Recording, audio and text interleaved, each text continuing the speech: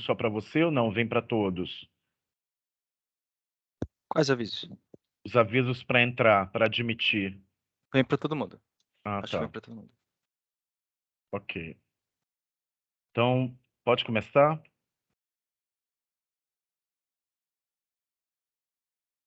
Sigamos. Vamos iniciar então, Luiz? Tá Ok gravando já. aí? Ah, ok. Boa tarde a todas as pessoas que nos assistem em transmissão online para os 9 estados da Amazônia Legal. Informo que a aula será gravada para efeitos de relatório e circulação para os alunos e parceiros do projeto pelo canal do YouTube. Hoje é dia 16 de novembro de 2022 e vamos dar continuidade ao T2, Seminário Bioeconomia das Cadeias de Valor. O T2 é a segunda etapa do curso de multiplicadores em bioeconomia na educação profissional e tecnológica na Amazônia, que acontece nos dias 8, 9, 16 e 17 de novembro. No dia 8, iniciamos o T2 com o bloco 1, com os temas mapeamento das cadeias de valor, gênero e diversidade e a relação entre os negócios comunitários e as empresas. Já no dia 9, participamos do bloco 2, regularização e produção nas cadeias de valor. Falamos da regularização ambiental, com o Programa de Regularização Ambiental PRA, e sobre o Programa de Recuperação de Áreas Degradadas, o PRADA. Depois foi a vez de tratarmos das agroindústrias com a regularização sanitária. Conhecemos também os serviços de inspeção estadual, federal e municipal. Lembrando também as demandas que foram apresentadas de competências e habilidades para os profissionais que entram no mercado de trabalho e que precisam ser desenvolvidas. Por fim, abordamos com o Rogério do Inmetro a gestão da qualidade, diferenciação de produtos com parâmetros voluntários e também a avaliação de conformidade. Bom, eu sou Marcelo Nunes, especialista em bioeconomia no projeto Profissionais do Futuro, e junto com o Antônio Júnior, da CETEC, do MEC, coordenamos o curso de multiplicadores em bioeconomia na educação profissional e tecnológica na Amazônia. Convido então o Antônio para nos dar também as boas-vindas. Antônio. Boa tarde a todos, satisfação reencontrá-los nessa atividade da capacitação de multiplicadores em bioeconomia. Dizer que a gente está trabalhando agora nos bastidores para organizar as oficinas presenciais que vão acontecer nos estados, tá? É importante que vocês entendam que em cada estado da Amazônia vai ter uma oficina presencial, envolvendo somente os profissionais daquele estado nas 3 redes, né? Então, a primeira oficina começa no estado de Roraima, no dia 7, 8 e 9 de dezembro, envolvendo os professores do Instituto Federal de Roraima e os professores da rede estadual. Tá? Vai ser no campus do Instituto Federal de Roraima da capital.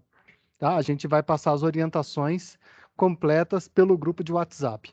Depois, cada estado vai ter cada um dos outros 8 estados, né? Vão ter sua própria oficina presencial, tá? E eu estou articulando com isso. A gente teve que cancelar 2 do Amapá e de Rondônia, porque tem choque com os jogos da seleção brasileira, e aí a seleção teve primazia nas atividades. Então, elas vão acontecer ano que vem, 8 oficinas, tá? Uma em cada estado. Já conversei com o estado do Pará, a Sectet vai estar nos recebendo lá em Belém do Pará, e agora eu estou conversando com o Cetan para receber a oficina no estado do Amazonas, também em Manaus. Tá? Mas as orientações serão encaminhadas para cada estado, para os profissionais dos estados, no grupo de WhatsApp. Sem tomar mais o tempo, Marcelo. Ok, obrigado, Antônio. Pessoal, vou colocar rapidamente aqui a apresentação só do nosso itinerário, da nossa programação de hoje. Então, nós estamos aqui no itinerário do curso de multiplicadores em bioeconomia na IPT na Amazônia, né?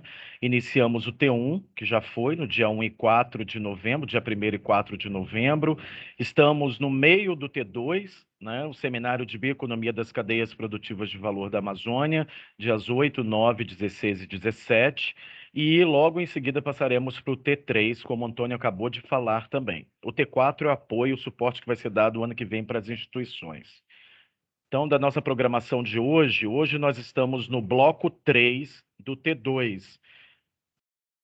O bloco 3 ele vai falar sobre serviços profissionais necessários às cadeias de valor, né? Nós vamos ter a divisão em duas partes, né, do bloco. A primeira parte, a formação itinerante, um olhar sobre o produto da sociobiodiversidade. Nós vamos ter 3 palestras nessa primeira parte e logo depois do intervalo, então, iniciamos a nossa quarta e última palestra de hoje com serviços financeiros e investimentos.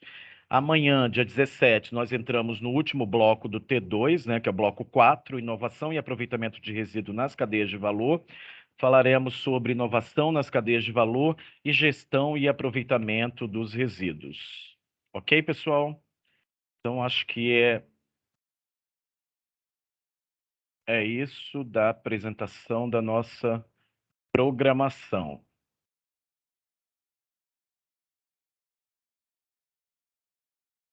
Alguns avisos importantes. Manter os microfones fechados durante todo o evento. As perguntas poderão ser encaminhadas pelo chat ou podem ser feitas também solicitando a palavra com a mãozinha estendida. Antes de iniciarmos as aulas, queremos agradecer as instituições parceiras que colaboraram para o bloco 3 do T2. A Cooperação Internacional Alemã, GIZ, e a EcoConsult, pelo projeto Bioeconomia e Cadeias de Valor, o Instituto Conexões Sustentáveis, Conexos, a Fundação Viver, Produzir e Preservar, FVPP, a Universidade Federal do Pará e também a Universidade do Estado do Amapá. Bom, dados os avisos e feitos os agradecimentos, vamos começar o nosso ciclo de aula de hoje. Faremos a primeira parte do bloco 3, formação itinerante, um olhar sobre o produto da sociobiodiversidade, com 3 apresentações. A primeira aula desta tarde será sobre CapGestão, gerando capacidades para a gestão de empreendimentos da agricultura familiar, povos e comunidades tradicionais. E para proferir esta aula, eu convido a senhora doutora Cláudia de Souza, que é assessora técnica do projeto Bioeconomia e Cadeias de Valor, desenvolvido na Amazônia, nos estados do Amapá, Pará, Amazonas e Acre. Cláudia é engenheira agrônoma pela Universidade Federal do Rio de Janeiro e doutora em desenvolvimento sustentável pela Universidade de Brasília. Tem ampla experiência de trabalho em todo o Brasil com agricultura familiar, povos e comunidades tradicionais. Desde 2017, tem trabalhado com Cooperação Técnica Alemã, GIZ, na Amazônia. Cláudia, seja bem-vinda. Você tem 25 minutos para sua apresentação. Obrigada, Marcelo. Obrigada, professor Antônio. Bom, eu quero agradecer em nome do projeto Bioeconomia e Cadeias de Valor o convite feito pela equipe do projeto Profissionais do Futuro. Eu quero também agradecer à professora Kelly, da Universidade do Estado do Amapá, que vai dividir essa mesa aqui com a gente, e ao professor Anderson, da Universidade Federal do Pará, do campus de Altamira, que também vai estar aqui com a gente. E, bom, eu quero principalmente agradecer a todos, todas e todes que estão aqui conosco, agradecer muito essa atenção de vocês, e eu quero dizer que eu vou fazer um diálogo com vocês, muito mais do que uma palestra. O que eu quero fazer aqui é um diálogo entre saberes, um diálogo bacana para a gente. Quero que vocês fiquem bem à vontade para tirar dúvidas e para colocarem as perguntas. O que eu não puder ou não souber responder, não tem problema, não vou saber, vou dizer, gente, essa resposta eu não sei dar. Mas também eu posso me comprometer a procurar a resposta necessária e também o que não for possível a gente responder dentro do tempo que a gente tem aqui, eu me comprometo a responder e enviar aí para o Marcelo, que é o nosso contato no projeto, e ele vai enviar para todos vocês, tá bom? Então, eu vou colocar minha apresentação, vamos ver se dá certo. Deu certo? Sim. Tá. Então, bom, como o Marcelo já falou, né, esse essa apresentação agora que eu vou fazer para vocês, esse momento, é um momento de falar sobre a geração de capacidades para a gestão de empreendimentos da agricultura familiar, povos e comunidades tradicionais. Esse programa é um programa que é hoje desenvolvido pelo projeto Bioeconomia e Cadeias de Valor, que é desenvolvido pela GIZ em parceria com o MAPA, com o apoio do consórcio Ecoconsult e Conexus. Bom, para falar do programa CapGestão, eu tenho que falar um pouco sobre como ele foi concebido. O programa CapGestão ele foi concebido em 2018, utilizando essa metodologia que está aqui para vocês, e ela está cheia de escritos, porque é uma metodologia que a gente considera como uma metodologia viva. Conforme a gente vai trabalhando com o programa, a gente vai revendo a metodologia, revisando e entendendo em que momento a gente está. Essa metodologia, então, ela é baseada, é um modelo conceitual que chama Reach to Reef, e ele tem 8 passos, são esses 8 passos que estão aqui. Esses 8 passos, eles iniciam o primeiro passo é a avaliação das necessidades de capacitação. Como é que se deu essa avaliação das necessidades de capacitação? Esse passo se deu a partir de uma validação da metodologia do ATER mais Gestão, o programa ATER mais Gestão, que é um programa público de ATER voltado para a gestão de empreendimentos socioprodutivos em todo o Brasil.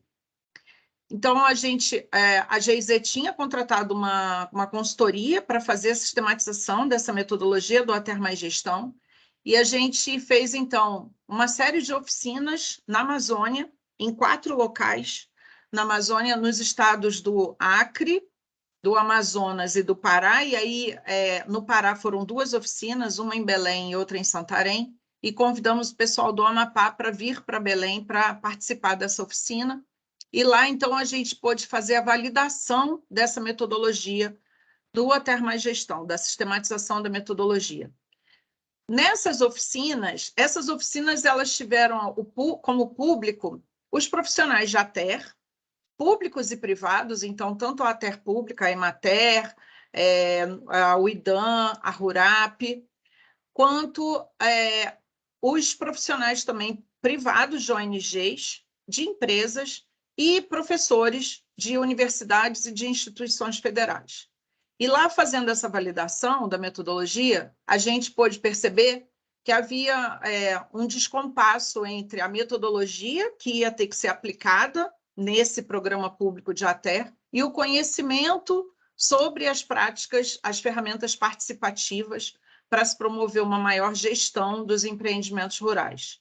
E com isso, então, a partir dessa necessidade de maior capacitação das redes de ATER, a gente, então, desenvolveu o conceito do desenvolvimento de capacidades necessário para se trabalhar com as redes de ATER nesses estados. Então, a gente foi para o passo 2, em seguida para o passo 3, onde a gente desenvolveu os conceitos próprios dos treinamentos. A gente, então, começou a desenvolver uma série de materiais específicos para essas ferramentas que a gente ia trabalhar, e, então, começamos a capacitação. Tudo isso se deu de maneira participativa, envolvendo entes públicos e privados, com diálogos nos estados e diálogos aqui. Eu estou em Brasília, né, falando com vocês desde Brasília, com Brasília também, com o governo federal. E aí, então, a gente deu início à capacitação. A capacitação, ela foi pensada, né, esse conceito que foi desenvolvido aqui, foi um conceito onde a gente tem toda uma parte teórica e uma parte prática. Essa parte prática a gente chama de intermódulo. Então, a gente começou essa capacitação com módulos de capacitação, eu vou mostrar para vocês. Também tem um coaching previsto, um acompanhamento do aprendizado, e depois a gente começou a fazer o acompanhamento e a avaliação final, e então promovemos uma gestão de conhecimento sobre ela, e aí temos bastante informação agora disponível online e gratuitamente no site do programa cap.org.br. Então, Dessa forma, a gente desenvolveu o CAP Gestão. Então, o CAP Gestão, os cursos, né, do CAP Gestão foram desenvolvidos em 5 módulos. Alguns deles, inclusive, vocês já estão trabalhando aqui, né, Marcelo, de alguma forma. Alguns desses módulos, entendendo como o êxito do programa, da forma como isso foi trabalhado lá também, a gente vem dialogando com o projeto Profissionais do Futuro. Então, foram desenvolvidos 5 módulos de capacitação e depois a gente percebeu, durante esses módulos, a gente percebeu que também eram fundamentais esses outros 2 módulos. Então, todos os agentes de ATER, públicos e privados, profissionais da área de ensino, profissionais que estão diretamente ligados aos empreendimentos, fizeram esse curso em 7 módulos nos 4 estados do projeto. Né? Então, a gente tem aqui o mapinha, né, de onde vieram essas pessoas que fizeram o programa CAP Gestão, sendo que no Pará a gente continuou dividido aí em 2 locais, né, em Belém e Santarém. Então, a gente, na primeira fase do CAP Gestão, a gente teve 5 locais, 5 vezes, né, esses 7 módulos sendo proferidos, sendo lecionados com prática, com teoria e prática. Como vocês veem aqui, tem esse símbolozinho aqui do intermódulo. O que é o intermódulo? É a utilização na prática dos conhecimentos que foram trabalhados aqui durante os módulos. Os módulos, cada módulo tinha 1 semana de curso, né? Então 40 horas de curso, e aqui nesse tempo intermódulo, as pessoas que estavam nesse curso, a turma, se dividia em duplas ou em trios para aplicar os conhecimentos junto aos empreendimentos onde eles já vinham promovendo, né, em trabalho de assistência técnica ou com algum trabalho de pesquisa ou algum trabalho de extensão universitária. Então, essa foi a primeira fase do CAP Gestão, que começou em 2018 e terminou no iniciozinho de 2020.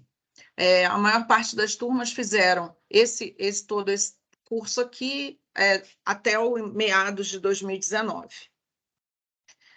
Esses são alguns dos materiais que a gente produziu, né? Como vocês viram ali, uma das fases, né, dessa metodologia que a gente segue é a produção de materiais. Então, aqui estão algumas capas desses materiais. Todos eles estão disponíveis nesse site que está aqui para vocês. Podem entrar lá. Se vocês entrarem na biblioteca, vocês vão diretamente encontrar esses materiais, tanto para visualizar quanto para baixar. Eles estão disponíveis, e não só esses. A gente também teve o cuidado de trazer muitos materiais que já tinham sido produzidos, que já estão disponíveis, então eles também estão lá como materiais complementares, lá disponíveis no site do programa CAP. A gente considera que a gente começou a consolidar a metodologia do CAP Gestão a partir de 2019, 2020, quando o Instituto Humanize nos procurou para desenvolver o CAP Gestão para o Sudeste, Sul-Sudeste paraense. E aí, então, a gente começou a elaborar um projeto para o desenvolvimento do CAP Gestão para esses 14 municípios do Sul-Sudeste paraense. A gente elaborou o projeto, teve o apoio do Instituto Humanize e fomos pegos de surpresa pela pandemia. E aí, com isso, o projeto ia começar a ser desenvolvido em março de 2020. Com isso, a gente teve que se rever, como todos, né, tivemos, e readequar o projeto, então, para um projeto totalmente online.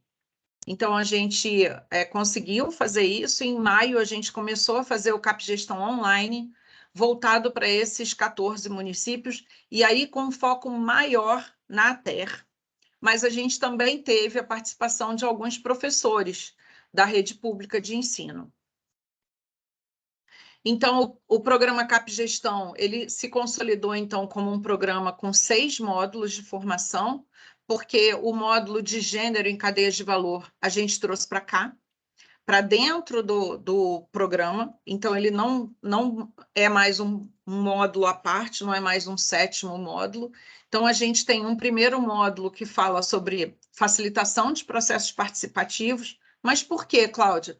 Porque o programa CapGestão ele é todo focado, voltado para o ensino da gestão de empreendimentos com base em ferramentas participativas, diferente de quaisquer outros cursos que têm trabalhado a questão da gestão, que normalmente é um ensino muito, que a gente costuma chamar duro, né, chato, difícil. A gente procura fazer isso a partir de uma facilitação com ferramentas participativas, com jogos, com diálogos, com debate. Então, a gente começa com esse módulo de facilitação de processos participativos, para então a gente começar a olhar para o desenvolvimento organizacional participativo, onde a gente vai adentrar, então, na gestão do empreendimento. A gente faz um módulo sobre análise de cadeias de valor com enfoque em gênero. Eu sei que vocês já tiveram esse curso aqui, né, essa palestra. Depois a gente faz um módulo sobre regularização sanitária, e quem ajudou a gente também a fazer esse módulo é uma pessoa que já esteve aqui com vocês, o Presoto. Aqui foi com a Luciana Rocha e com o Gunter, que também já esteve com vocês. Depois a gente tem um módulo sobre rastreabilidade ambiental. O que é isso? A gente vai falar sobre diferenciação de mercados, a gente vai falar sobre os distintos signos para se acessar diferentes mercados. E a gente termina com um módulo sobre modelo e planos de negócios. Agora a gente está fazendo um outro módulo aqui sobre financiamento, que é essa próxima palestra que vocês vão ter aqui hoje, né? A próxima mesa também. Então, a gente, ao longo desses 2 anos, 3 anos, a gente teve esses resultados. Eu não vou lê-los todos aqui, eu sei que a apresentação vai ficar disponível e eu não vou me ater a isso agora. Então, a gente teve um primeiro projeto com a GIZ através do projeto Mercados Verdes e Consumo Sustentável e depois com o Instituto Humanize. Mas não só. Em seguida, o WWF e o ISPN convidaram a gente para trazer o programa CapGestão para o Cerrado. Então, a gente desenvolveu 2020, 2021 e encerramos agora em 2022, o programa CapGestão para o Cerrado sendo oferecido para 11 estados.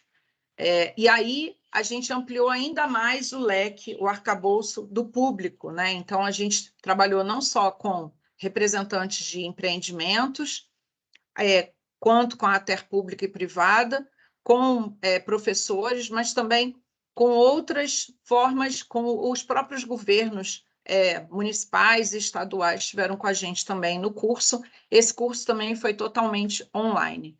Esse curso agora vai ter uma segunda versão, uma segunda turma do CapGestão Cerrado. Agora, então, a gente entra numa nova fase com o projeto Bioeconomia e Cadeias de Valor, a gente entra numa nova fase do CapGestão, que a gente está chamando de institucionalização do CapGestão. E aí, para isso, a gente, então, está desenvolvendo parcerias com as instituições de formação profissional para buscar, então, que essas instituições dialoguem conosco sobre essas ferramentas metodológicas e que, de alguma forma, a gente possa contribuir com tudo que as instituições de ensino profissional já fazem, contribuir, de alguma forma, com novas ferramentas ou com a revisão de ferramentas que têm sido trabalhadas, procurando, então, fazer com que os profissionais formados nessas instituições possam ter mais insumos para trabalhar com a gestão dos empreendimentos da agricultura familiar de povos e comunidades tradicionais. Então, no Amazonas, a gente está fazendo a institucionalização do CapGestão com a Universidade do Estado do Amazonas, com a Universidade Federal do Amazonas, o Instituto Federal do Amazonas e o IDESAN. No Amapá, com a Universidade do Estado do Amapá, e aí relacionando os saberes da Universidade do Estado do Amapá e o trabalho que já vem sendo feito, vocês vão conhecer mais já, daqui a pouco com a professora Kelly, com as escolas família. E no Pará, com o Instituto Federal do Pará, que foi os professores fizeram o CapGestão conosco, foram nossos alunos, desenvolveram um curso de mestrado em extensão rural, no campus de Conceição do Araguaia, onde eles estão trabalhando bastante as ferramentas do Capgestão. A gente também está fazendo o trabalho com as casas familiares rurais e com a Universidade Federal do Pará, em parceria com a Fundação Viver, Produzir e Preservar, lá no campus de Altamira, que vocês também vão conhecer mais sobre esse entrelaçamento. Então, o que a gente está utilizando, né, como métodos de ensino, como métodos de trabalho? A gente utiliza os cursos presenciais, a gente continua com os cursos presenciais, a gente reduziu para 32 horas. Cursos em estúdio, então, no caso da Universidade do Estado do Amazonas, eles têm um trabalho com aula mediada para 8 municípios do interior do estado, e outros cursos também já estão buscando esse tipo de aula, e a realização de intermódulos, com professores, alunos e parceiros, fazendo, então, essa multiplicação dessa ferramenta, essa utilização da ferramenta, essa apropriação das ferramentas junto aos empreendimentos que trabalham com as cadeias da bioeconomia. Aqui eu mostro, então, para vocês conhecerem um pouco mais, né, eu costumo dizer sair das letrinhas e vamos adentrar aqui, como é que isso se dá, né? Então, sempre utilizando esse formato redondo, em trabalhos em grupo, utilizando ferramentas bastante fáceis de serem visualizadas. Aqui a gente, então, tem alguns dos cursos que foram dados no Amapá e no Amazonas para a formação dos professores. E aqui o pessoal já utilizando as ferramentas no intermódulo, né? Tanto no Amapá quanto no Amazonas, aqui o pessoal já está utilizando. A gente também tem uma reportagem disponível aqui nesse link sobre a institucionalização do Capgestão lá no Amapá, que foi feita bem recentemente no último módulo que a gente teve lá na Universidade do Estado. Aqui, para vocês conhecerem esse ecossistema que a gente chama de ecossistema do Capgestão, né? Os vários diálogos, as várias ferramentas, as várias formas de inserção e de interseção de saberes e de modos de se buscar essa apropriação do saber, essa adaptação do saber e, principalmente, essa utilização das ferramentas na prática. E aqui eu trago para vocês alguns dos desafios que a gente tem encontrado, que eu acho que também vai poder dialogar bastante com o trabalho que vocês estão fazendo e que vocês vão aí continuar se relacionando no projeto Profissionais do Futuro, né? Então, a gente encontra, né, como desafios, né? Algumas instituições de ensino profissional têm tido tem sido bastante limitada para essa inovação e para a multidisciplinaridade. Normalmente, isso está relacionado à dificuldade de acesso a mais recursos financeiros.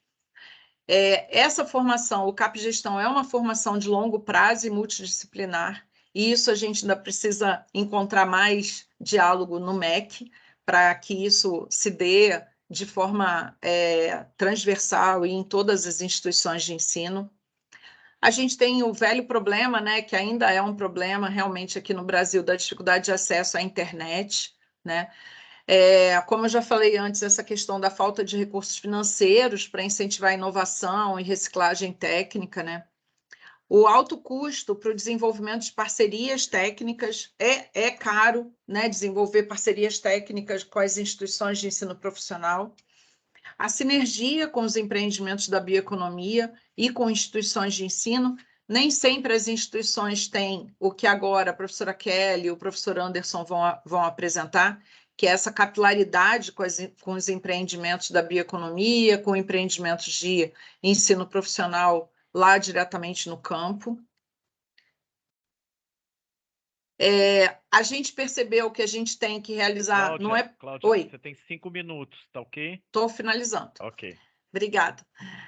A gente percebeu também que é fundamental a gente realizar reuniões com diferentes grupos das instituições interessadas. Isso é fundamental para que a gente possa ter uma maior capilaridade nas instituições. Nem sempre a gente encontra, já na direção da instituição, como a gente encontrou na Universidade do Estado do Amapá, uma abordagem, uma vontade, um interesse grande em ter esse projeto em parceria. A gente percebe, a gente trabalha bastante com as escolas família, no Amapá e com as casas familiares rurais, no caso do Pará, e a gente percebe aí uma dificuldade muito grande de sustentabilidade financeira dessas instituições, e isso é um problema para a formação de novos quadros, né? A disponibilidade também de assessoria dos cursistas, assessoria de recursos financeiros para assessoria dos cursistas, bolsas e etc., né? E a dificuldade com o engessamento, muitas vezes, dos PPCs. E aí eu termino aqui, né, com aplicações e potencialidades. O que a gente percebe, né? Que o CapGestão, apesar de ter uma série de ferramentas participativas, a gente conseguiu fazer adequação para o online, com aulas como essas que estão acontecendo aqui agora, mas com maior tempo, né, de duração. O CapGestão é bem mais longo, principalmente se pensar nele todo. Essa outra aplicação, que é o intercâmbio metodológico, né, com professores, então isso é muito interessante. Poder fazer esse diálogo e promover diálogos interinstituições, diálogos que muitas vezes ainda não ocorriam, a gente tem proporcionado de alguma forma em alguns dos estados. Uma ampliação e uma promoção de sinergias entre instituições, né, de ensino profissional e empreendimentos que trabalham com produtos da bioeconomia sustentável e inclusiva. Muitas vezes as instituições de ensino profissional estão bastante distantes desses empreendimentos e a gente tem conseguido aí novas sementes para esse diálogo. A gente agora começa a discutir cada vez mais fortemente a aplicação do CapGestão para os indígenas, né? E já estamos falando num CapGestão para a América Latina. Então, são aplicações que estão se dando e potencialidades também. Então, eu agradeço, deixo aqui de novo o site, quem ainda não entrou, entra lá, vale a pena, baixa os materiais. A gente também tem uma série de estudos que foram publicados muito recentemente, estudos de caso, e agora lá o programa CAP, ele é um programa, o site é um programa que dialoga com 3 programas de capacitação, o CapGestão, o CapGestores e o CapFeiras. E o CapFeiras a gente agora está com uma versão online, autoinstrucional do CapFeiras, está disponível também para quem quiser fazer, para capacitação de empreendimentos, de lideranças para participação em feiras internacionais, feiras de negócios. Marcelo, super agradeço. Espero que eu tenha ficado dentro do tempo. Ficou, ainda falta 1 minuto. Ai, que bom.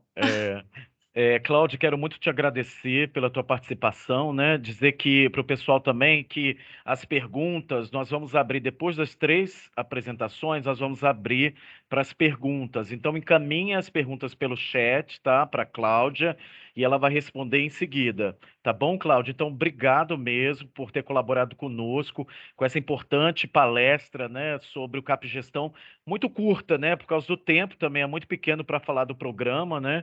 Mas a gente sabe do trabalho de gerar capacidades para melhorar os empreendimentos comunitários, né? A importância desse trabalho.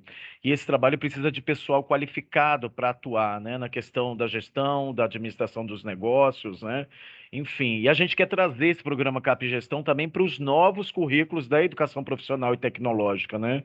Que vão ser trabalhados no T3, nas oficinas presenciais.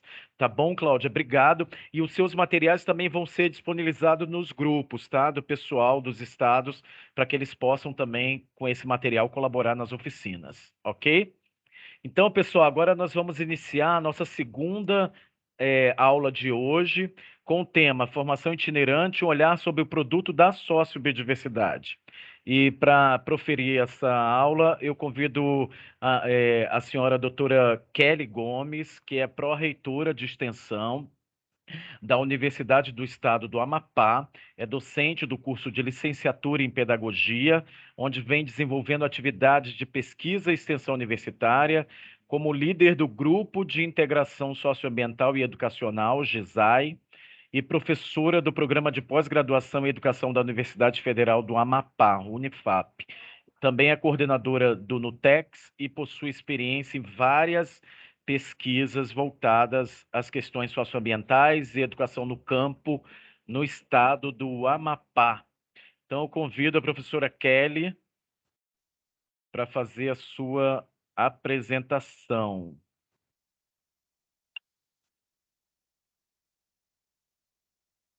Isso, professora. Pode compartilhar. Ok. Vocês estão conseguindo visualizar aí? Estamos. Só falta o modo apresentação. Está no modo apresentação aqui para mim. Para nós não aparece no modo apresentação, ele aparece normal.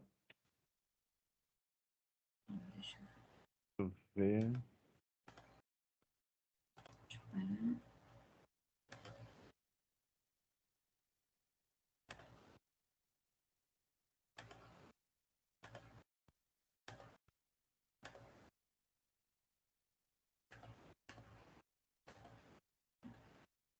Podemos. Isso. Oi? Aí. Isso. Vamos ver se agora pega.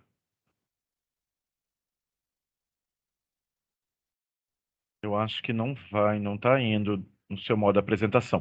Então, professora Kelly, vamos fazer assim: o Luiz vai colocar a apresentação e aí você pede rapidinho para passar o slide. Tá ok? Tá ok. Foi? Você conseguiu ou foi o Luiz? Acho que foi o Luiz. Ah, foi o Luiz. Fui eu. Ah, tá ok. Descontando 1 minuto, tô brincando. Tá ok. Boa Beleza. tarde a todos. Né? Primeiro, eu gostaria de agradecer pelo convite. Cláudia, é um prazer enorme encontrá-la nessa mesa. Eu também não coloquei como uma palestra, porque eu acho que não dá para colocar as experiências em modo palestra, né? Então, eu acho que é socialização mesmo, nesse momento de diálogo sobre os passos ou caminhos estratégicos que estão sendo adotados para se pensar a educação na Amazônia, né? Então, pode passar.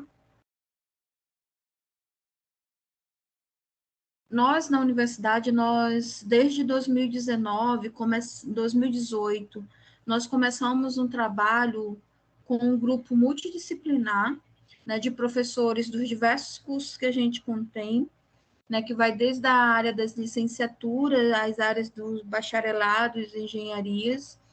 Nós criamos um grupo que nós chamamos de Nutex, que está linkado à Pró-Reitoria de Extensão, mas ele é um núcleo que integra as diversas áreas de conhecimento que a gente chama de vocacional a partir do Plano de Desenvolvimento Institucional da Universidade. Só que, quando nós construímos o núcleo, nós partimos do princípio de que não dá para se pensar educação na Amazônia e a compreensão do território de um modo isolado, sem considerar as cadeias de valores da sociobiodiversidade existente no território. Então, a partir daí, nós definimos áreas prioritárias, né? Essas áreas prioritárias, elas foram exatamente para a gente iniciar como projeto piloto. E, a partir daí, nós começamos primeiro a fazer um plano de desenvolvimento territorial. E, a partir desse plano de desenvolvimento territorial, pode passar, nós começamos a trabalhar o que nós chamamos de territórios formativos, né? Porque nós começamos a entender que não dava para se pensar na sociobiodiversidade e nem na formação de professores e nem olhar o currículo de forma isolada dos modos de vida e dos saberes locais. Então, por isso, nós começamos a entender que a sustentabilidade, para que ela fosse efetiva, ela precisava compreender o território como um território de vida, que é o que o Leonardo Boff nos coloca, Henrique Leff, né? E esse território de vida é entendido que as pessoas precisavam estar inseridas nesse processo, e não olhar as cadeias de valores, né, apenas a partir dos produtos que eram gerados, né, a partir dos ecossistemas naturais, mas entender que as pessoas que estavam naquele território, elas precisavam fazer parte do processo de construção, e que as escolas famílias que estavam ali precisavam compreender o currículo por uma outra perspectiva, não um currículo que é colocado de um modo geral nas escolas tradicionais, até porque a escola-família ela não é uma escola tradicional. Então, nós começamos a fazer um trabalho em 3 principais territórios, o que é que tinha de especial nesses territórios? Os protocolos comunitários, né? Então, no arquipélago do Bailique, que é uma ilha que tem 46 comunidades, nós começamos a fazer o levantamento de demanda, porque eles tinham um protocolo comunitário realizado em 2013 e 2014, e em 2018 eles estavam pensando na retomada, né, na revisita do protocolo. E aí, dentro do protocolo comunitário do Bailique, eles apontavam a criação de uma escola-família, né? E, em paralelo, eu teria o território do Beira Amazonas, que é composto por 22 comunidades, 23 comunidades, mas dessas somente 9 aderiram ao protocolo comunitário, que foi realizado em 2019, 2020, né? Então, o que nós resolvemos fazer? Então, nós precisamos entender que eles haviam identificado 2 principais cadeias produtivas, né, nesses territórios, que era o pescado e o açaí. Mas, junto com o olhar deles, existiam outras potencialidades, mas que naquele momento não eram as prioritárias, né? Então, eles começam a desenhar, mas a escola, ela olhava isso como parte do seu processo formativo, mas não integrava o currículo. E aí nós começamos a fazer o levantamento de demandas, porque nós também entendemos que não cabe a nós, enquanto universidade, simplesmente chegar lá e dizer, olha, nós vamos fazer isso a partir de agora, porque nós não estamos no território, né? Nós olhamos esse território, mas nós não vivemos lá.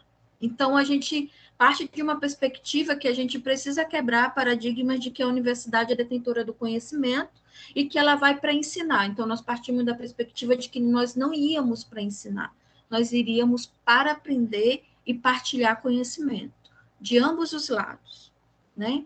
Então, a partir disso, nós fizemos o levantamento de demanda, e nesse levantamento de demandas, nós detectamos 4 principais frentes, que foram essas frentes que vocês estão visualizando aqui, ó, cadeia de valor do açaí, do pescado, formação política e cidadã para a juventude, e formação de professores e gestão pedagógica. Essas 4 frentes, elas nos permitiram traçar uma proposta pedagógica que levasse em consideração esses saberes, tanto as potencialidades e fragilidades existentes dentro do território e a educação como base do processo. Pode passar. A partir daí, isso não foi a universidade fazendo, foram várias oficinas, reuniões, aí surgiram várias demandas. E aí, o que é que eles ganharam, tiveram de ganho após essa construção coletiva?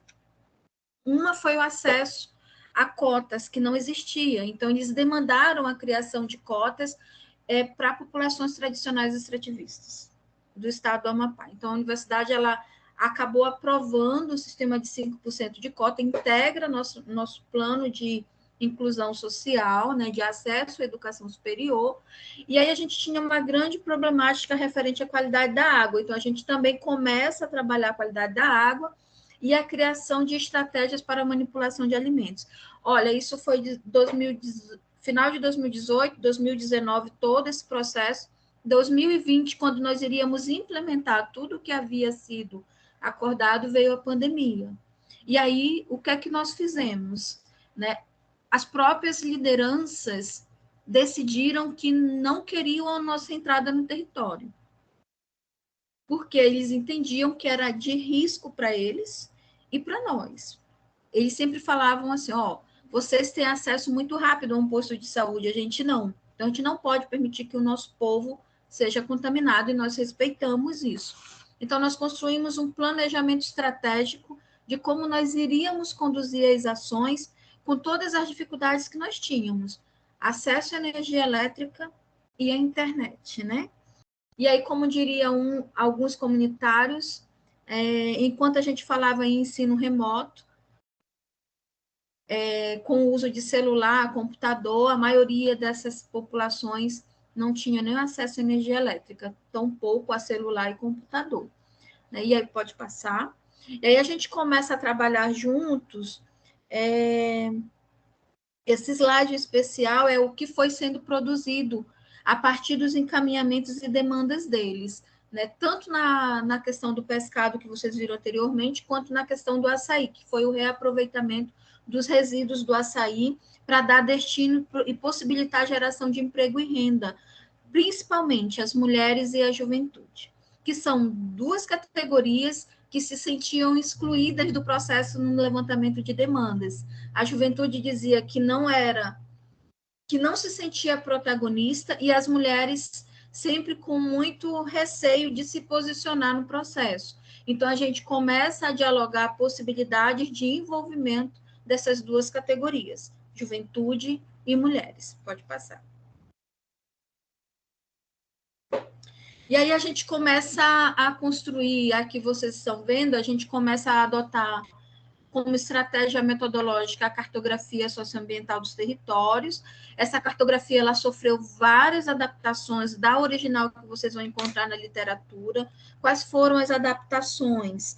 Dentre elas, a gente criou, dentro da metodologia participativa, o sistema de maré. Então, a cartografia, no decorrer da sua execução, ela era toda voltada ao ciclo de maré, para considerar as pessoas que não eram alfabetizadas, para que elas não se sentissem fora do processo de discussão, né? E a gente fazia dentro da própria oficina a separação das crianças, para que as mães pudessem participar.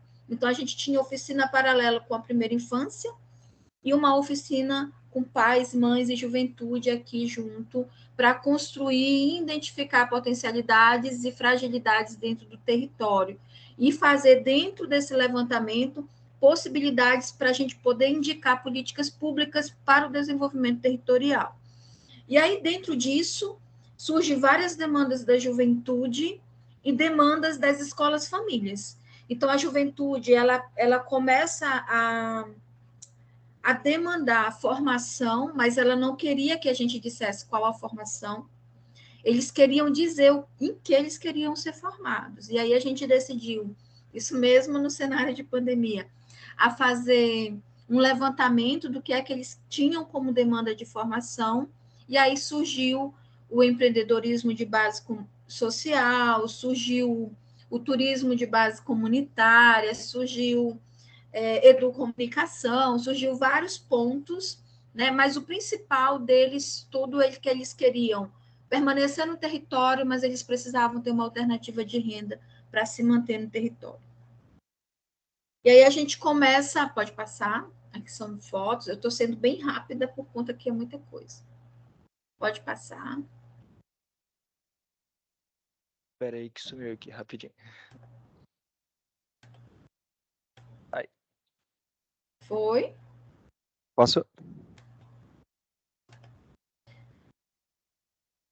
Aí a gente começa a construir também, em paralelo a tudo isso, o preparatório para acesso desse aluno, desse jovem na universidade. Então, a gente começa a fazer parceria para que com a Unesp, para que esses cadernos de estudo, e a gente deixou uma equipe de monitoramento para os meninos que iam prestar, meninos e meninas, né, que iriam prestar o Enem, né, e aí, como estava no cenário de pandemia, a gente fez isso online, então eram 8 horas dia e tinha um monitor que ficava à noite, porque, por exemplo, no Bailique e no Beira, o acesso à internet melhora a partir das 23 horas. Então, era o horário que eles conseguiam dialogar com a gente, tirar dúvida, e aí a gente deixava um monitor para fazer isso durante esse horário, tipo de 10 às 12 da noite, às 0 horas, das 22 às 0 horas, que era para poder fazer esse levantamento e passar para o monitor todas as dúvidas, aí a gente respondia durante o dia, e à noite ele poderia dar esse feedback. Aí foram atendidos 65 jovens no total, tanto da EFAM, EFAC e Bailique. Pode passar. Alguns conseguiram ingressar pelo sistema de cota. No levantamento que nós fizemos esse ano, entraram 23 alunos pelo sistema de cota, incluindo os 3 territórios em que foi e que se trabalhou bastante a inserção desses alunos, que até então, no primeiro ano, a gente teve acesso só de 3, e esse ano a gente já teve de 23 alunos. Então, para a gente, isso é um processo gradativo de acesso à educação superior. E aí a gente começa, em paralelo a isso, de olhar o território, olhar as escolas famílias. E aí a gente tem problemas que são, vou dizer que quase comum nas EFAs aqui no Amapá. Um deles é a formação de professores. Por quê? Porque nós temos uma rotatividade muito grande de professores. E com essa rotatividade, acaba que você forma um grupo de professores e no ano seguinte, ou no semestre seguinte, não tem mais esse grupo de professores. E você precisa formar novamente para entender o que é uma escola-família, o que é a pedagogia da alternância, para ele poder caminhar.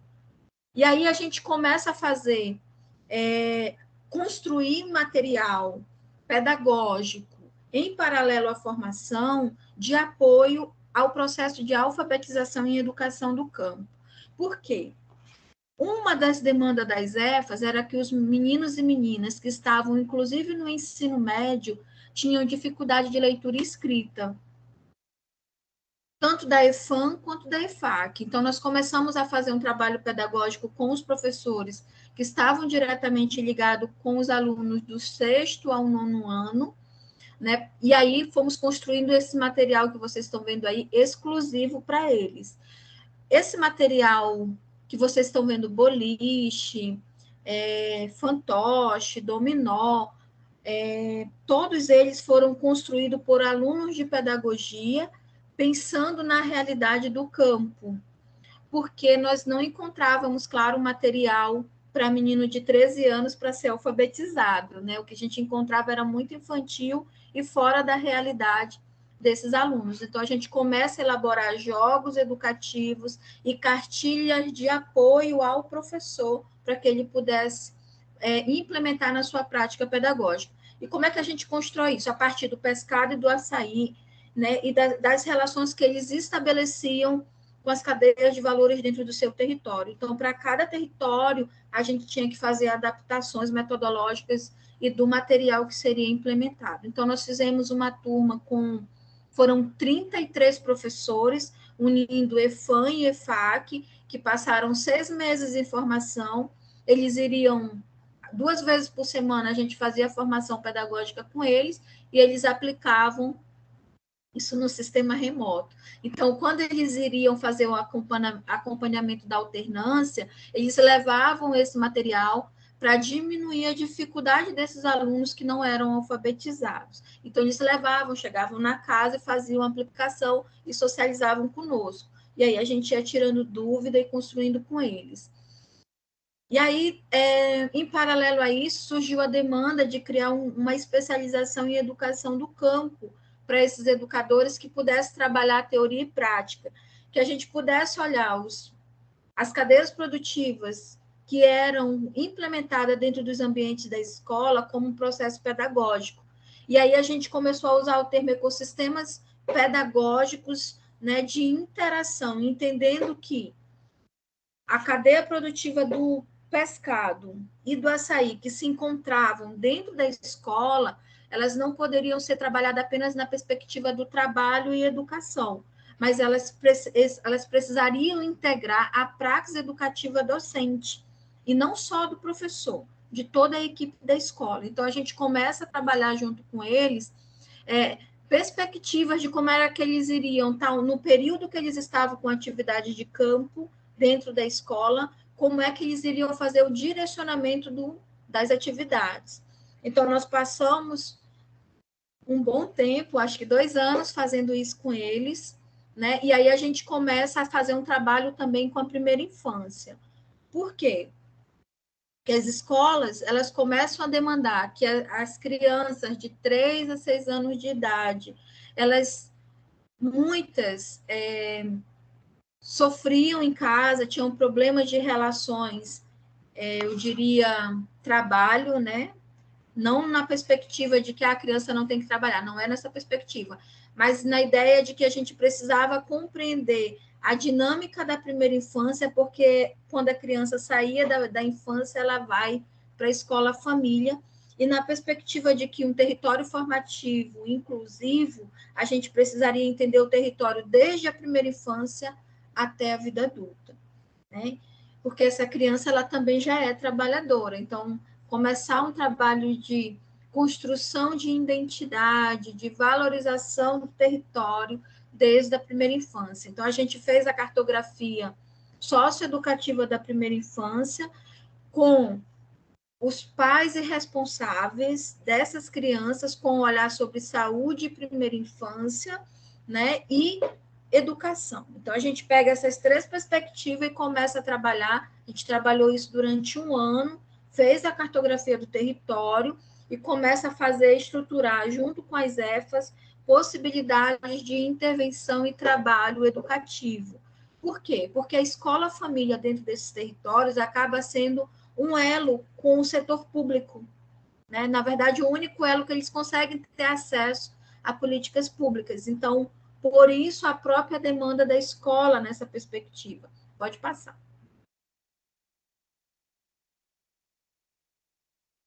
E aí, o que é que nós começamos a construir? Nós começamos a olhar o currículo, né? Então, por isso que a gente coloca aqui a educação como prática social para a sustentabilidade e o bem viver na nossa casa comum. Vocês estão vendo aqui esses mapas mentais. Não dá para visualizar todos, mas cada bolinha dessa é um núcleo, aqui é a EFAC, é um núcleo de atuação da escola, e cada núcleo de atuação, eles vão colocando o que é que produz dentro desse núcleo. E como eles desenvolvem as atividades pedagógicas, quais conteúdos, quais áreas de conhecimento eles conseguem agrupar. E aqui, nesse aqui que tem uma árvore, é como eles veem o currículo, né? E aí a gente começa a trabalhar, a partir dessa perspectiva, o referencial curricular para as escolas-famílias, que está em processo de construção. E como é que a gente está fazendo isso? O referencial curricular, ele está partindo dos saberes da praxis docente, da cartografia socioeducativa, para a gente poder fazer uma proposição a partir do que porque a BNCC ela fala da educação do campo, mas ela não direciona como vai ser trabalhada o currículo na educação do campo e tampouco para as escolas-famílias. Então, a proposta é que a gente construa uma proposta coletiva de como se pensar o currículo para a educação do campo nas escolas-família, do campo, das águas e da floresta. Então, eles começam a estruturar isso para a gente poder tirar daí as habilidades e competências e começar a construir isso. E toda essa construção, ela se dá a partir de como eles têm vivenciado, tanto dentro como fora da escola, e como o período de alternância tem possibilitado essas vivências. E como dentro da escola ele começa a trabalhar os itinerários formativos que é proposto lá na BNCC. Então, junto com isso, tem um novo ensino médio. Então, o PPP deles, todo já está voltado para as adequações previstas na BNCC e no novo ensino médio. O novo ensino médio, eles decidiram para fazer concomitante, né, profissionalizante, e aí eles definiram os itinerários formativos. Né? Dentro desses itinerários formativos, agora a gente está no processo de acompanhamento de como vai se dar a implementação e construção desses itinerários. Pode passar. Preocupada com o meu tempo aqui, senão daqui a pouquinho pode passar.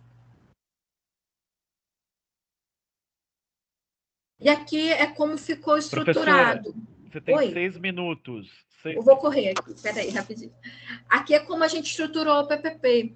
Da EFAM, a gente estruturou a partir da perspectiva de temas geradores, pautado numa educação popular freiriana, e lembrando que eles são uma escola agroecológica. Então, por conta disso, toda a base deles está focada na agroecologia e justificada numa educação popular freiriana para o entendimento do que seria a escola e a sua atuação dentro do território. E aqui a gente colocou só exemplos. Qual vai ser o tema gerador do primeiro semestre, do segundo semestre, né? Como possibilidades. Aí vocês veem que está questionamento, que foi exatamente reflexões que a gente trouxe com eles para poder eles definirem. Tudo isso já foi construído e agora eles já têm definido os projetos, né? E como eles estão no processo de implementação. Pode passar, vou correr aqui, porque ainda tem muita coisa. Aqui, quais são os projetos integradores, fundamental final, que já é pensando no novo ensino médio, então, sempre no fundamental final, nos anos finais, se pensar como a gente vai integrar esse aluno dentro do novo ensino médio. Então, aqui são exemplos de como eles poderiam estar trabalhando, pode passar. Aí aqui foram encaminhamentos necessários, né, que a gente já pontuou. Formação de modo prioritário, levantamento de custos para execução das atividades, porque, de um modo geral, as escolas elas faziam um planejamento financeiro, essas duas escolas em especial, sem fazer um planejamento pedagógico. E aí eles diziam, para o ano de 2022, a gente vai precisar de R$800 mil para a escola funcionar, mas ele não tinha plano pedagógico. Quando ele ia executar, ele precisava de 1 milhão. Né? E aí, às vezes, nem precisava dos 800 mil, ele só precisava de 600 mil. Então, a gente começou a fazer um trabalho com eles para ter clareza do que eles iriam fazer e qual era o planejamento pedagógico deles, né? E vincular o planejamento pedagógico, os custos que eles precisariam para a execução das atividades dentro da unidade educacional. Pode passar. Esse daqui é em termos práticos, que são as viabilidades de implementação em momentos práticos de acompanhamento, que um dos pontos é como se faz o acompanhamento em alternância devido aos próprios custos, né? Então, a gente não pode esquecer que uma escola-família que tem a pedagogia da alternância como princípio, ela tem 4 princípios a serem implementados. Então, se eu não faço o acompanhamento no tempo vivência família, que é o tempo vivência comunidade, eu tenho uma parte do processo formativo quebrado, porque eu não consigo fazer esse diálogo interno e externo. Então, por isso, a gente colocou muito para eles a necessidade de fortalecimento da alternância, porque a alternância é que fortalece a própria organização social, o próprio movimento e a associação da escola. Pode passar. Eu acho que agora eu só tenho 3 minutos.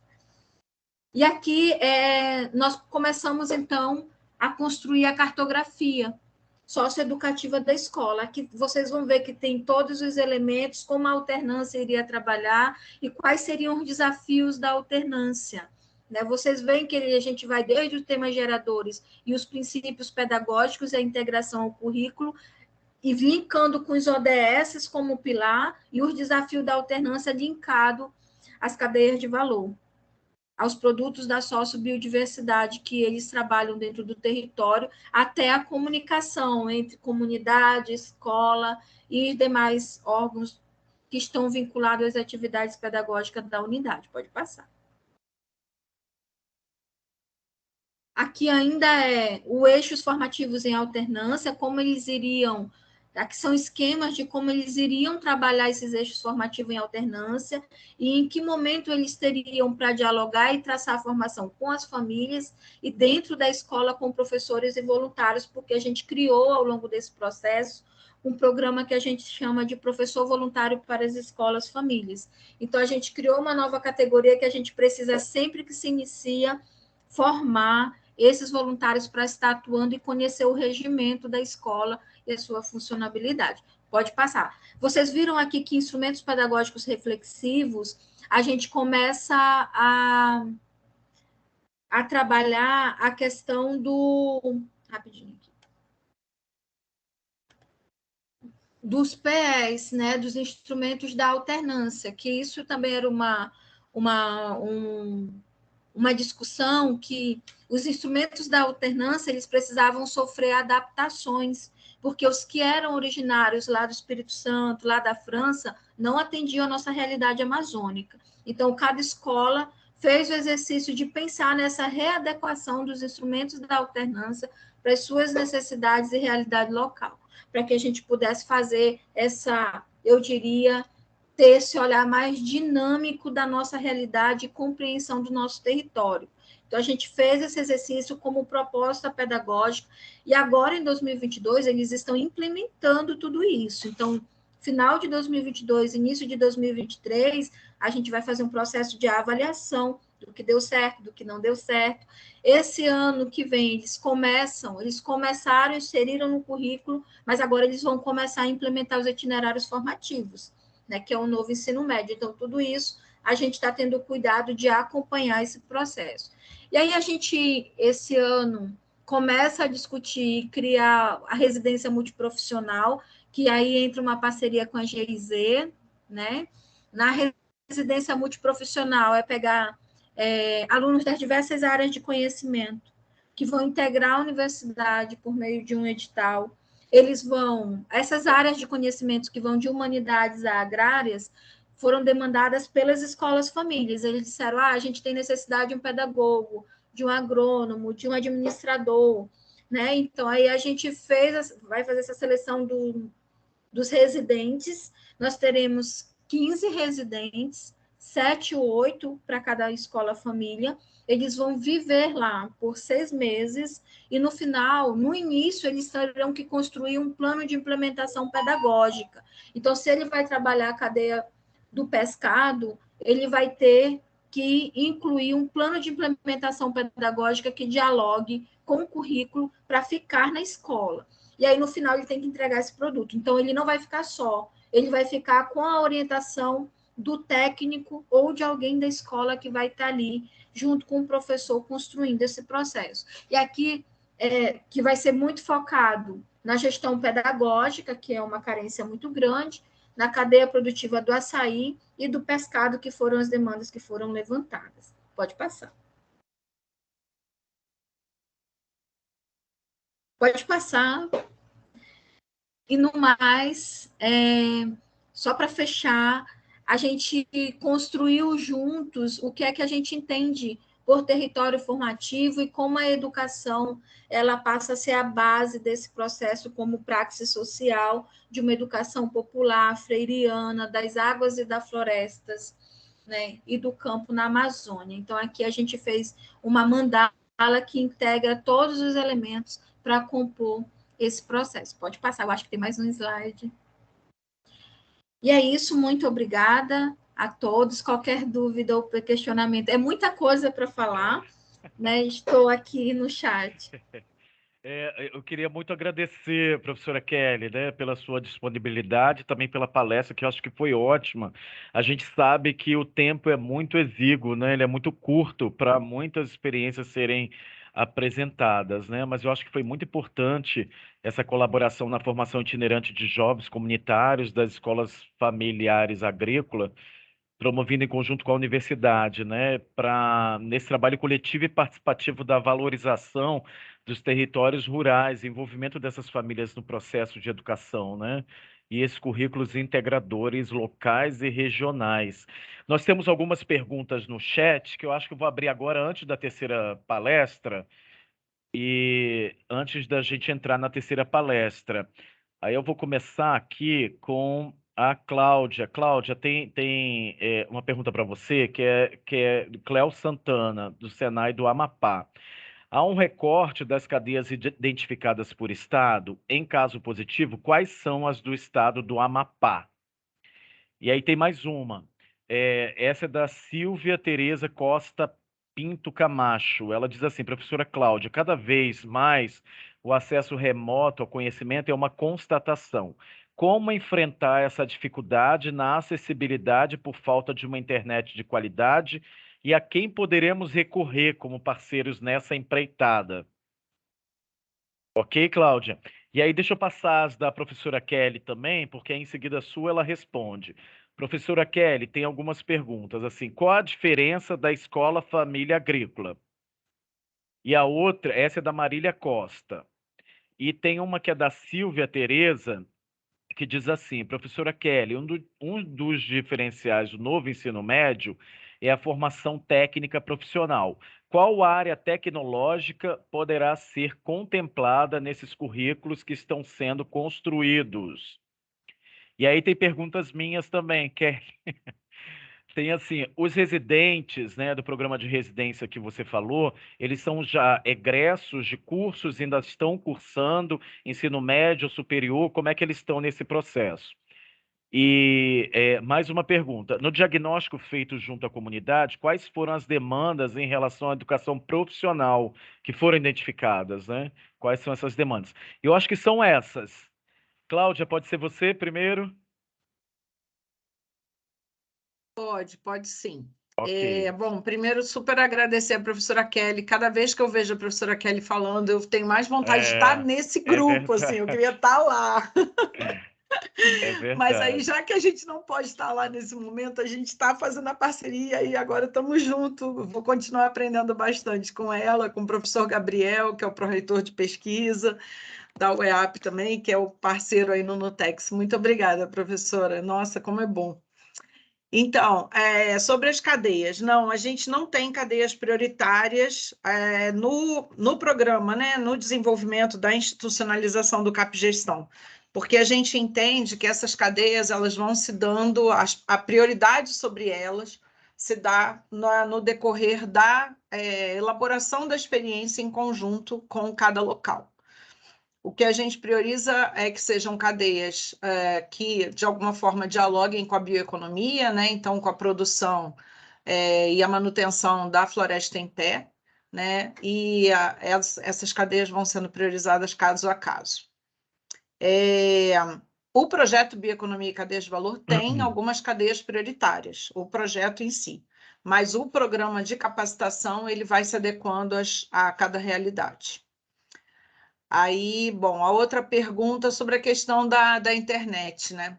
Eu Isso. enfatizei muito essa questão da gente ter, então, desenvolvido o CapGestão online, mas a gente reconhece, né, e sabe de todas as dificuldades que a gente tem no acesso remoto, e a institucionalização do CapGestão ele não está se dando de forma remota, não, gente, está se dando presencialmente mesmo, né? Então, a gente faz cada módulo. Sim, uma coisa que eu não falei, né? O CapGestão, apesar dele ter hoje um formato em 6 módulos, ele é dado, esses módulos eles vão se adequando a cada realidade. Então, por exemplo, no estado do Amazonas, a gente está trabalhando com 3 módulos apenas. Agora, no Amapá, junto com a UEAP, a gente também vai trabalhar com 3 módulos e com módulos diferentes, inclusive, dos que foram trabalhados no estado do Amazonas. A gente entende que a gente tem uma metodologia criada, mas a gente não tem um pacote metodológico fechado. A gente tem, sim, uma metodologia que foi desenvolvida, implementada, mas que ela é adequada, revista e revisada a cada local. E para se trabalhar a institucionalização do CapGestão, como a gente está fazendo agora junto com as instituições de ensino profissional, a gente está trabalhando presencialmente. Então, os cursos, né, cada módulo é dado presencialmente, com facilitadores que são contratados pela GIZ, né, no projeto. A gente vai ao local, vai à instituição e faz, então, as turmas presenciais, como eu mostrei ali nas fotos para vocês, com o pessoal em círculo e tal, trabalhando em grupo e etc. E depois a gente também faz o acompanhamento do intermódulo é feito à distância, mas o intermódulo é feito também presencialmente. O que é o intermódulo? É o acompanhamento direto dos cursistas aos empreendimentos, né? O desenvolvimento ali das ferramentas que foram apreendidas, a adaptação das ferramentas a cada local, a cada empreendimento, a revisão desse processo, tá bom? Obrigado, Cláudia. Agora, Kelly, por favor. Gente, deixa eu responder aqui a vocês. Vou começar primeiro pela Escola Família. A Escola Família, ela não é uma escola pública, né? Ela é uma escola comunitária, privada comunitária, sem fins lucrativos. Então, isso faz com que ela tenha algumas dificuldades, inclusive de funcionamento, porque ela depende de parcerias com o governo do estado para que ela consiga fazer sua automanutenção, né? Inclusive de pagamento de pessoal, né? Então, às vezes, elas param por 6 meses, né, 7 meses, porque a equipe fica sem receber, e aí, quando eles passam mais de 7 meses sem receber, eles paralisam as atividades, né, porque 7 meses sem receber são pais, mães, Ninguém família, aguenta. é muito complicado. Então, por isso tem muita rotatividade. Então, a escola-família, ela se pauta na pedagogia da alternância. Então, eles têm 4 princípios: a alternância, o associativismo, a sustentabilidade e a formação integral, né? Então, eles trabalham muito a questão da sustentabilidade como base do processo formativo, porque os meninos e meninas, o sistema de alternância é para permitir que eles não saiam do território.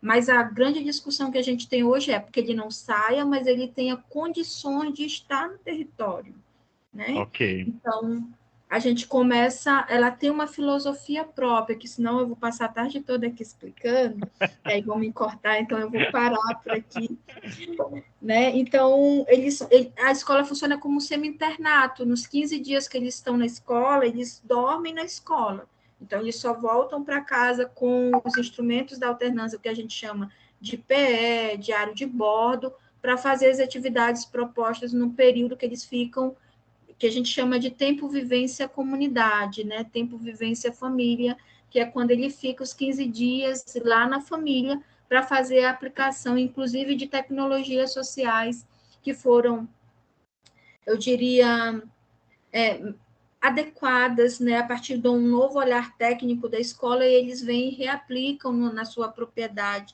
ou dentro do seu território. E aí, quanto à área tecnológica, todos eles querem o ensino tecnológico, todos, porque eles entendem que é uma forma de profissionalizar esses alunos, né, para estar atuando no mercado de trabalho, mas também criando novas perspectivas de negócio, né, dentro do território. E aí eles têm, nas demandas que foram levantadas, respondendo a sua pergunta, Marcelo, o curso técnico em alimentos era uma prioridade, mas eu não sei te dizer se é porque no momento do levantamento de demanda estava sendo implementado o CVT, né? E aí, com a implementação do CVT lá no Bailique, que inclusive agora eles receberam um flutuante, né, que é um laboratório que fica no meio do rio, fica dentro do rio, e eles estão com uma certa problemática de manutenção desse laboratório. A gente está exatamente nesse momento discutindo possibilidades, viu, Cláudio? Possibilidades de usar esse flutuante como processo formativo, de envolvimento da juventude, de formação de professores, possibilidades de oferta de cursos, eu diria, de curta duração, né, para que ele não fica... Foi muito caro, o custo é maravilhoso, tem uma sala de aula para 35 alunos, tem laboratório, tem todo equipado, mas ele a cada, deixa eu lembrar aqui, a cada 17 minutos ele gasta 8 litros de diesel. Meu Deus. É Né? quase Então, insustentável. E aí, claro que a comunidade não quer perder não quer tê-lo como um elefante branco, né? Quer dar uma utilidade para esse, que eles chamam carinhosamente de flutuante, né? Porque fica lá na comunidade do Arraiol, Cláudia, depois a gente conversa sobre isso, fica na comunidade do Arraiol e fica lá paradinho. Quanto aos residentes, rapidinho a última, né? Os residentes são egressos, são pessoas que já foram formadas nos últimos 6 anos, de 6 a 10 anos, que podem integrar o curso de residentes. A gente tinha pensado no primeiro momento dos últimos 3 anos, mas tem uma resolução que não nos permite fechar apenas nos últimos 3 anos. Aí, por isso, ficou aberto. Mas todos já são formados, que são ex-alunos ou não da universidade. Ok, mas o nível superior, né? Formados nível superior. Sim. Ok. Obrigado, professora. Tem mais uma pergunta, mas eu vou fazer depois da apresentação, da próxima apresentação. E só o Antônio colocou uma colaboração no chat que eu acho extremamente importante, né? Essa situação que a professora Kelly mostra, né, do consumo de energia numa unidade educacional, né, digamos assim. Então, ele está colocando a necessidade da gente pensar na energia fotovoltaica, né? E também na questão do biogás, né? Que a gente vai falar, inclusive, amanhã um pouquinho também. Ok, pessoal, vamos então para a nossa terceira aula. A terceira aula de hoje é sobre oportunidades de integração dos temas da sociobioeconomia com as casas familiares rurais. E para proferir essa aula, eu convido o professor Dr. Anderson Serra, que é graduado em Ciências Agrárias, mestre em Agricultura Familiar e doutor em Ciências Naturais já atuou como assessor de organizações do movimento social, o gabinete do deputado estadual e foi secretário adjunto de Agricultura do Estado do Pará.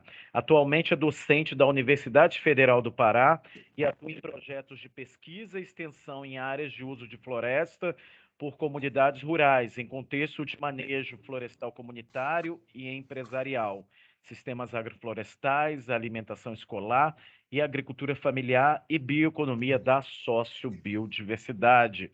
Seja bem-vindo, Anderson. Você tem 25 minutos também para sua aula.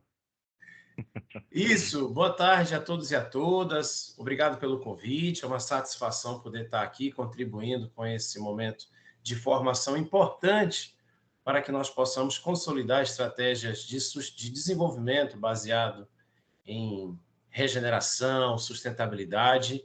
Eu parabenizo os colegas que me antecederam, em especial a professora Kelly. Fiquei muito animado com todos os avanços das escolas família agrícola lá no Amapá. Agora eu entendo porque a Cláudia elogia tanto e quer sempre estar no Amapá.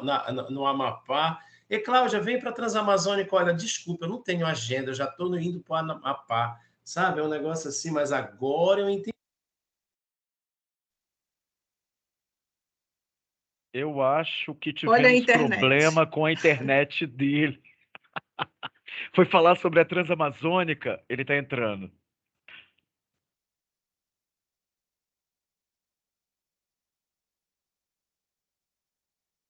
Anderson, conseguiu entrar? Anderson, professor Anderson. Ele está entrando, ele está pedindo para entrar. Professor, conseguiu entrar? Professor Anderson? Aí. Oi, eu estou aqui. A Caiu. conexão havia caído. Ah, entendi.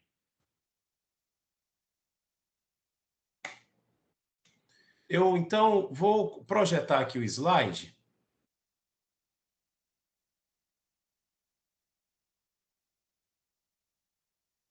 Vou compartilhar aqui. Compartilhei. Aqui? Aí. Ok. Você pode só ocultar essa barrinha aí, Anderson, por favor, que aparece, só em ocultar.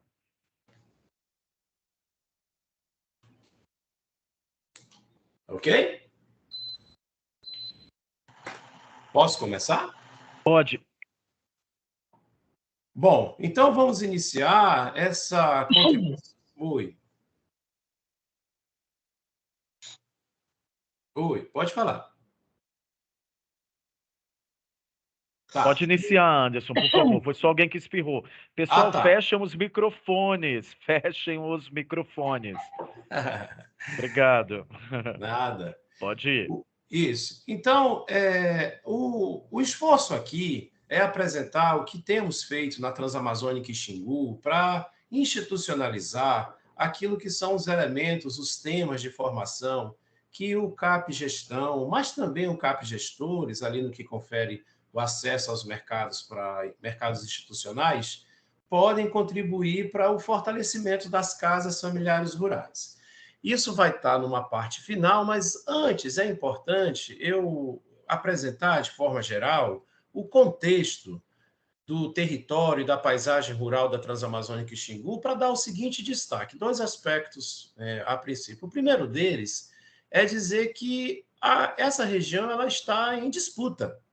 Existe um projeto hegemônico de desenvolvimento que ele apresenta poucos resultados de sustentabilidade, sobretudo socioambiental, que é uma visão de produção principalmente baseada em monocultivos, em commodities agrícolas, isso disputando espaço com o movimento contra-hegemônico que busca aproveitar as oportunidades da biodiversidade para estabelecer estratégias mais interessantes de desenvolvimento. E é importante dizer isso porque, no processo de formação dos alunos e das alunas das casas familiares rurais, essa é uma das discussões que nós fazemos, pelo seguinte aspecto, e é o segundo ponto desse destaque inicial.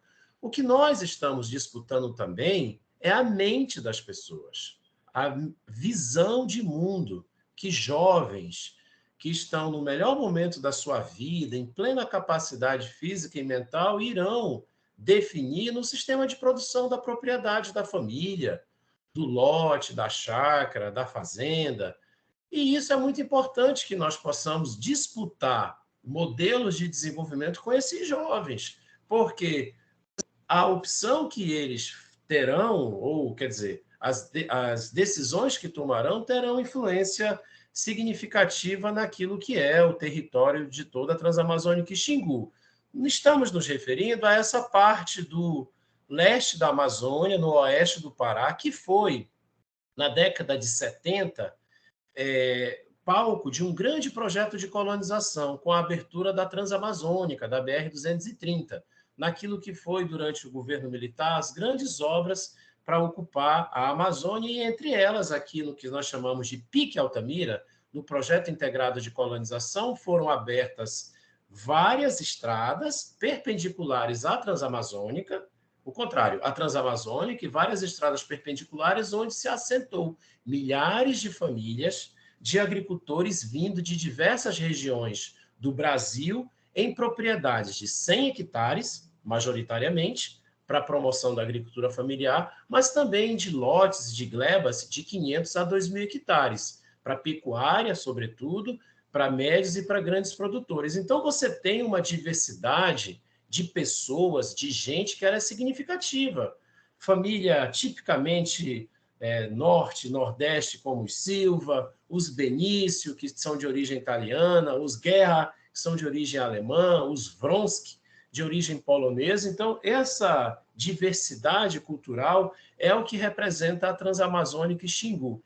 Isso resulta, entre outros aspectos, também relacionado ao ambiente natural, ao tipo de solo, às vezes com mais fertilidade, outras com menos fertilidade, as oscilações ao longo do tempo do mercado, ora mais favorável a um produto, em outros momentos nem tão favorável assim para cultivos perenes ou anuais, mas o concreto é que hoje nós temos uma forte, ou melhor dizendo, uma grande diversidade de usos da terra, de criação de pequenos a médios animais, de lavoura de cultura anual, de lavoura perene, sobretudo o cacau recentemente, mas por muito tempo já teve muita força a produção de café, sobretudo café conilon, a própria pimenta do reino. Então, é para dizer que é uma região com muita diversidade de uso da terra. Ao longo desses 50 anos, de 70 a 72, quando foi concluída a abertura da Transamazônica, até agora são 50 anos de famílias que começaram em condições relativamente parecidas e que seguiram diversas trajetórias. Aí aqui tem um destaque. Você tem famílias que ainda estão em condição de dificuldade socioeconômica, de pobreza.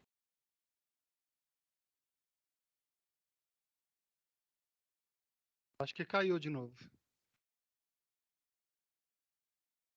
Anderson,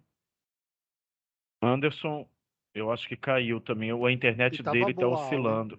Tava boa, muito boa. Ele precisa voltar. Luiz, dá para ver se ele caiu?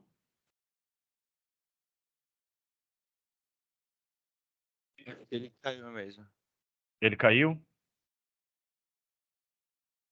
Vamos ver se ele retorna. Enquanto ele não vem, eu queria chamar a professora Kelly rapidamente para responder aquela pergunta que ficou, que eu vi que ela colocou uma resposta no chat, mas pode falar agora também. É da Cléo Santana, diz assim: a inclusão das cadeias de valor no ensino profissional para famílias tradicionais precisa da inclusão de certas disciplinas curriculares, que hoje não são contempladas. A mudança nesse currículo não deve possuir chancela do MEC? A gente está criando dentro da construção do currículo técnico em agroecologia, que foi o que eles decidiram, a gente está exatamente no momento de construir o PPC.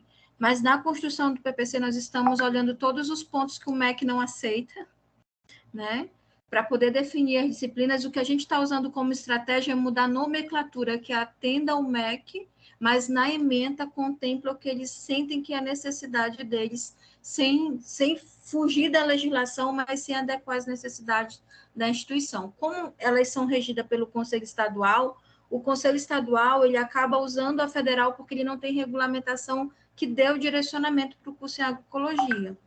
Então, por conta disso, inclusive eles nem queriam em agroecologia, eles queriam técnico em agroextrativismo, mas como o MEC não reconhece, eles mudaram para agroecologia.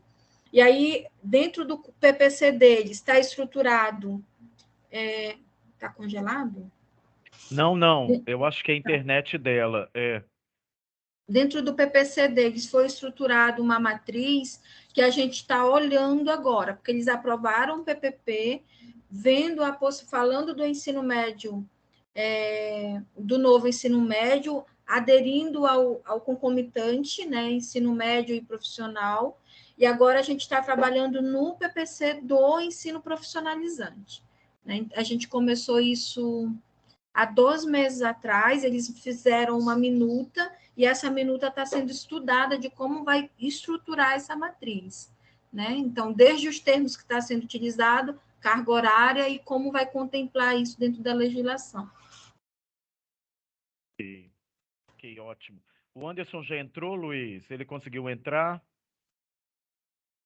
Ainda não. Tá.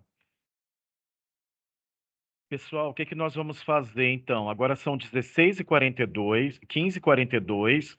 Nós vamos fazer o intervalo então agora. Vamos trazer o intervalo um pouquinho mais cedo, tá?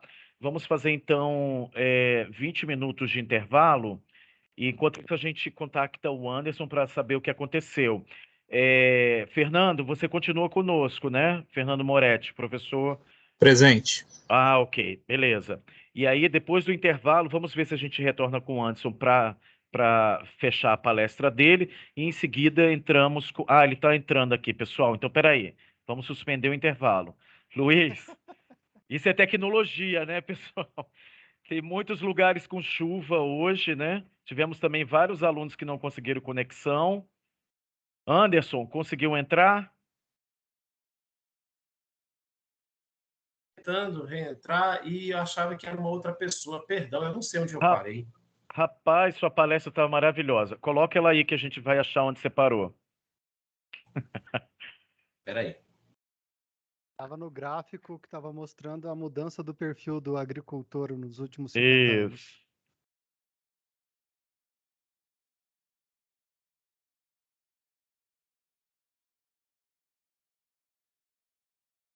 É aqui? Mais para frente. Esse aí. Aí. Aqui, né? É Isso. isso aí. Legal. Eu vou ficar Anderson. ligado. Oi. Querido, talvez seja melhor você tirar, se tiver muito ruim a internet aí, é melhor você tirar a tua câmera Isso. Fica mais e aí leve. você vai, e aí você vai falando. Tranquilo. Melhor então. Então aqui, né? Vocês estão me ouvindo? Isso mesmo. Tá ok, tá ótimo. Tá, então deixa eu só voltar aqui o cronômetro. Tá.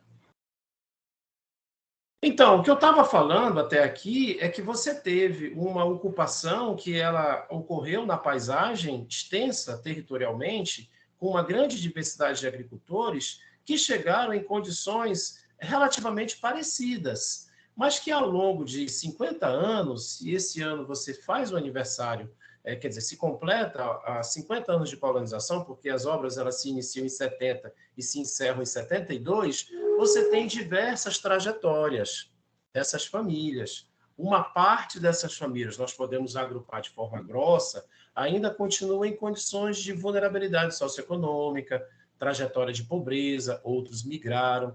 Uma outra parte que não é interessante, nem para elas, nem para a sociedade, para a sustentabilidade.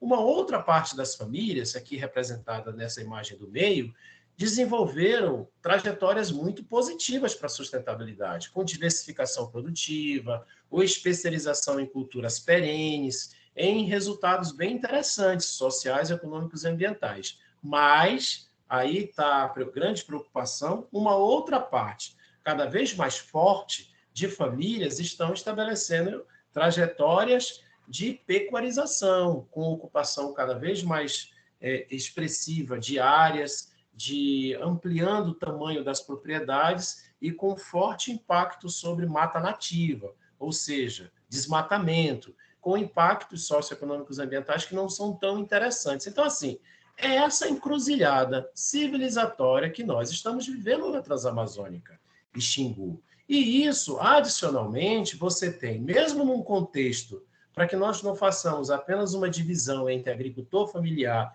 e não familiar, como se fosse uma dicotomia entre o bem e o mal, mas mesmo entre agricultores familiares, você tem movimentos no sistema de produção que são preocupantes. A exemplo dos monocultivos de cacau e de açaí.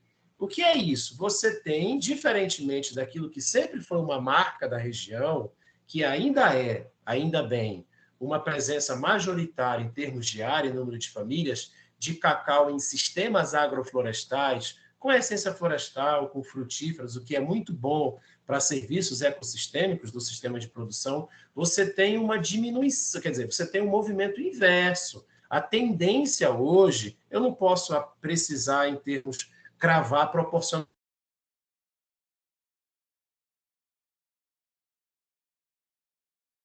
Nossa, será que caiu de novo? Anderson? Anderson?